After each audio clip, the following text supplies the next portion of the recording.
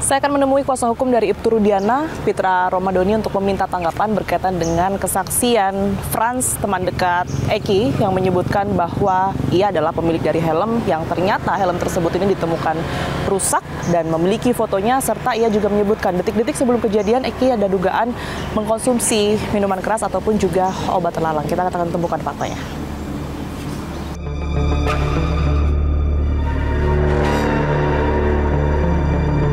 Fitra Romadhoni, kuasa hukum dari Ibtu Rudiana, sudah di sebelah saya saat ini. Bang Fitra, terima kasih lagi waktunya untuk fakta ya Bang ya. Oke, langsung saja Bang Fitra. Kemarin kami habis bertemu ya dengan salah satu teman dari Eki, begitu, setelah selama ini mungkin yang banyak bersuara adalah rekan-rekan ataupun juga keluarga dari pihak Vina. Kemarin menceritakan bahwa sebelum kejadian di tanggal 27 tersebut, almarhum Eki ini sempat minum minuman keras dan juga, mohon maaf, ini mengkonsumsi obat terlarang. Tapi tentu saja kita tidak menyoroti apa perilakunya, tapi lebih ke dampaknya Bang. Akhirnya banyak spekulasi apakah betul bahwa apa yang sudah dilakukan oleh Eki ini juga bisa jadi menjurus ke kecelakaan lalu lintas Bang. Karena yang dipermasalahkan selama ini kan itu, ada kemungkinan dugaan kecelakaan lalu lintas, kemudian juga jika kita lihat kondisi motornya seperti yang Bang Fitra katakan, sebenarnya juga baik-baik aja gitu loh. Yang pertama, saya ingin sampaikan kepada teman dia ini agar asal jangan bunyi gitu, karena kita berpatokan kepada data, bukti, dan fakta yang ada. Almarhum ini kan sudah dilakukan 2 kali pemeriksaan kondisi fisik luar maupun dalam. Nah, visum juga telah dilakukan pada tanggal 27 Agustus 2016.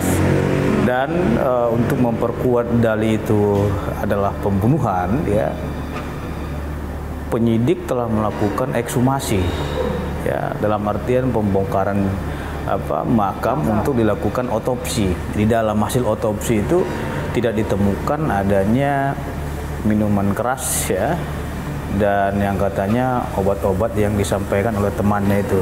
Saya kira itu adalah karang-karangan dia aja. Kalaupun seumpamanya ada dia meminum minuman keras dan obat-obatan lainnya, tentunya akan ditemukan pada waktu dilaksanakannya otopsi yang hasil ekshumasi tanggal 6 September tadi gitu. Sekalipun temannya ini mengaku ada bukti-bukti ya Bang ya, artinya nggak hanya satu orang begitu, ada yang sosok yang kemudian ini mengaku sempat diajak, diberikan, dan juga bahkan membeli di lokasi tersebut. Ini seperti apa Bang? Nggak hanya satu orang Bang? Saya curiga ini mereka ini diciptakan oleh siapa? Ya, oleh ada oknum yang tidak bertanggung jawab. Kalaupun seumpamanya tuduhan itu yang mereka lakukan itu seperti yang disampaikan oleh siapa yang mengaku temannya terbukti, ya ya siapa namanya?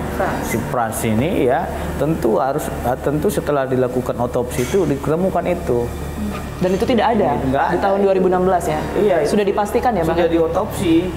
Kalau memang yang disampaikan dia itu dia menemukan bukti ataupun fakta lainnya, seharusnya dia ini ke penyidik menyampaikannya, bukan malah dia keluar-keluar yang menyesatkan publik gitu loh. Kalau dibilang itu kecelakaan, itu tidak masuk akal dan tidak logika gitu. Dari hasil otopsi, dari visum, dan dari barang bukti sepeda motor, itu tidak ada kesesuaian untuk kecelakaan. Oke.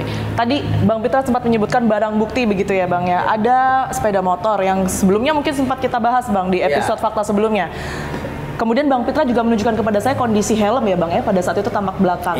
Nah kebetulan ini rekan dari Eki Bang, pemilik dari helm tersebut, ini sudah menunjukkan kepada kami tampak depannya yang ternyata dalam kondisi pecah atau rusak parah sebenarnya Bang. Mohon maaf. Penyidik tidak melihat serpihan helm itu, dan situ kan nggak semuanya hantu, masih ada busanya di sini. Di bagian depan. Di bagian depannya masih ada busanya itu. Gitu loh. Tapi yang sebelah sini pecah Bang, mohon maaf. Iya, kalau itu kan plastik wajar lah. Jangankan helm, sedangkan baret goresan sebelah kanan aja ada baretan gitu loh untuk jatuh.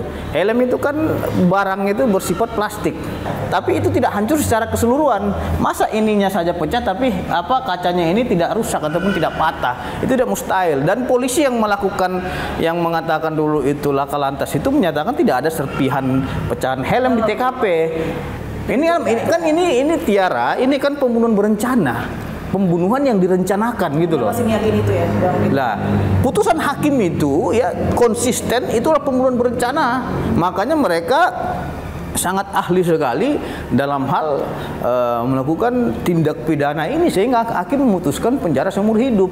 Nomor 16 itu terpidananya itu adalah Saka Tatal sendiri. Putusan nomor 3 itu terpidananya ada Ripaldi dan satu lagi kawannya. Kalaupun mereka melakukan PK, silakan saja. Tapi yang kita sesalkan ini mereka melakukan PK, tapi mereka melakukan fitnah. Fitnah? Iya, terhadap Ibtu Rudiana yang katanya direkayasa Ibtu Rudiana. Bagaimana mungkin Rudiana merekayasa sedangkan perkara ini sudah diperiksa dan diadili dan telah dilakukan penyelidikan dan penelitian oleh jaksa penuntut umum dan pemeriksaan di pengadilan. Kalau seumpamanya itu nggak benar perkara tersebut, tentu jaksa penuntut umum akan menolak berkas perkaranya.